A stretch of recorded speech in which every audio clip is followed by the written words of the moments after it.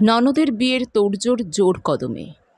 এখন ধরতে গেলে বেশিরভাগ দিনই সান্ত্বনা ভীষণ ব্যস্ত। দুদিন ছাড়া ছাড়াই পাত্রপক্ষের আনাগোনা। যা মনে হচ্ছে যে কোনো উপায় এবছরেই মেয়েকে একটি সুপাত্রে 4 হাত এক করবেন শ্বশুরমশাই। ননদ সুন্দরী, উচ্চশিক্ষিতা, পেশায় স্কুল শিক্ষিকা, এক কথায় ভালো। যারা দেখতে আসছেন তারাও উপযুক্ত পাত্রই। সান্ত্বনা বিধবা। 2 বছর হলো এক সড়ক দুর্ঘটনায় হঠাৎ কেমন জীবনটা পরিবর্তন হয়ে গেছে। সেদিন থেকে সান্ত্বনা আজও নিজেকে সান্ত্বনা দেওয়ার ভাষা খুঁজে পাচ্ছে না। একদিন খুব প্রাণোচ্ছল থাকলেও আজ যেন সব কিছুর থেকে নিজেকে কেমন গুটিয়ে নিয়েছে।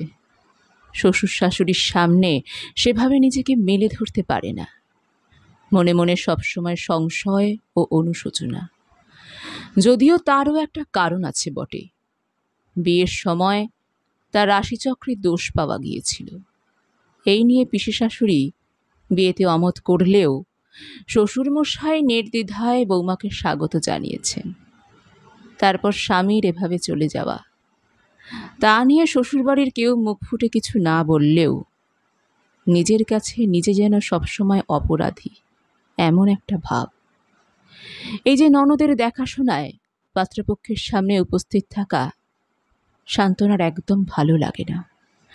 কিন্তু শ্বশুরমশাইয়ের কড়া নির্দেশ, বৌমাই যেন নিজে হাতে অতিথিদের চা জলখাবারটা পরিবেশন করেন। একদিন সকালবেলা প্রতিদিনের মতোই শ্বশুরমশাই শাশুড়ি মায়ের জন্য সকালের ব্রেকফাস্ট রেডি করে ডাইনিং টেবিলে সাজিয়ে দিতে দিতে দেখল 3-4টে ছবি টেবিলে সাজিয়ে রাখা। মনে মনে ভাবছিল হয়তো এই ছবিগুলোর মধ্যেই কাউকে ননদের জন্য পছন্দ করেছেন। কিন্তু নিজে থেকে কিছু জিজ্ঞেস করবে সেই ইচ্ছা শক্তিটা তার যেন আজ নেই। কেমন যেন অগোছালো, আনমোনা। শুধুমাত্র নিজের বেডরুম, এইটুকু সীমার মধ্যেই নিজেকে আটকে রেখেছে। আর বাপের বাড়ি বলতে বাবা মা, খুব সচ্ছল পরিবার নয়। গত বছর ভাইয়ের বিয়ে হয়েছে, এখন সেও নিজের সংসারেই ব্যস্ত। সাধারণত যেটা হয়ে থাকে আর কি।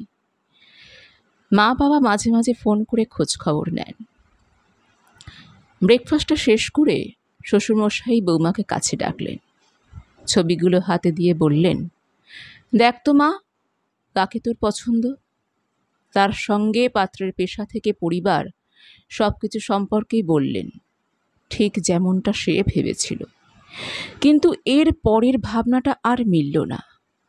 হঠাৎ বলে বসলেন, আমি কিন্তু তোর বিয়ের কথা ভাবছি মা।